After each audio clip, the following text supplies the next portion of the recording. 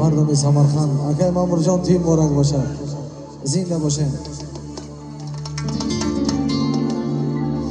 من اومد یک چند صدای آرام بخونیم تا عروس داماد آمدن و خاطر همیشه.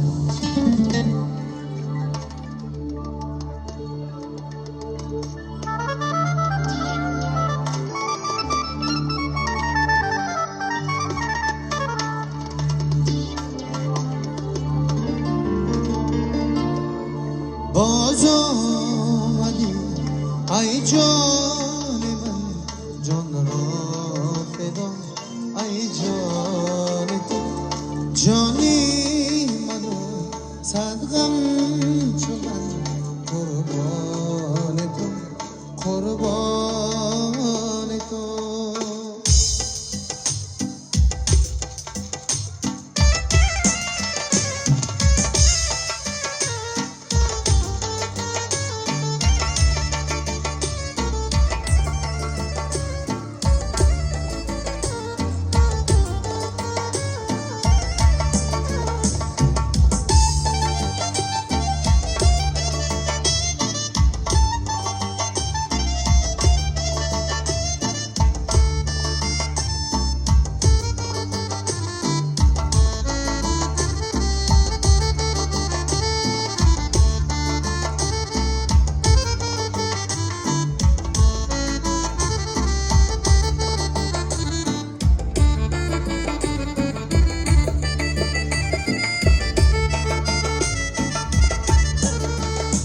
باز آمدی ای جان من، جان را فدا ای جان تو، جانی منو صد غم چو من، قربان تو قربان تو.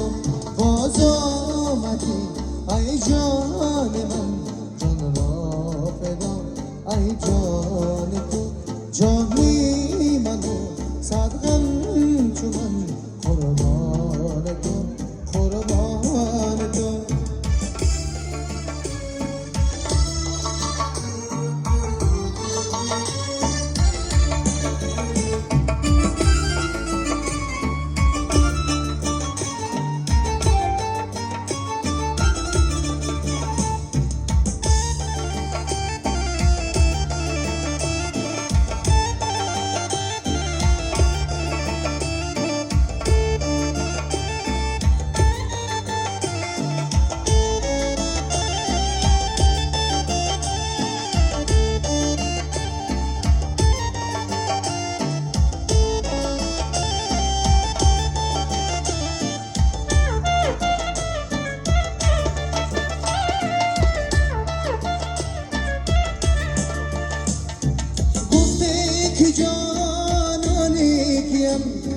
جانان من جانان من،